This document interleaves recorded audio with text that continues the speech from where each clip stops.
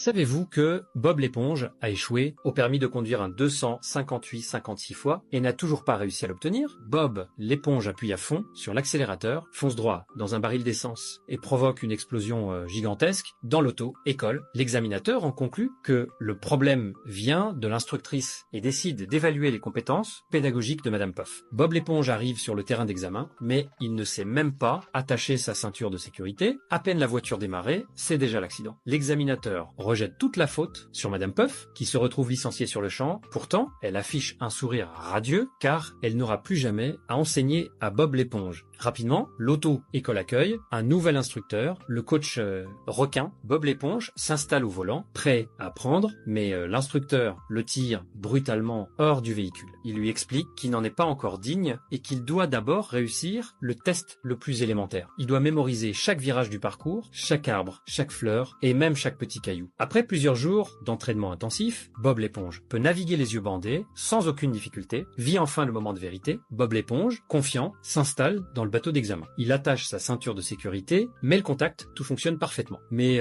l'instant d'après, par pur réflexe, il sort son bandeau et s'apprête à se l'enfiler. L'instructeur l'arrête immédiatement. Impossible de passer l'examen les yeux bandés. Contraint de conduire normalement, Bob l'éponge, comme on pouvait s'y attendre, finit une fois de plus complètement écrasé.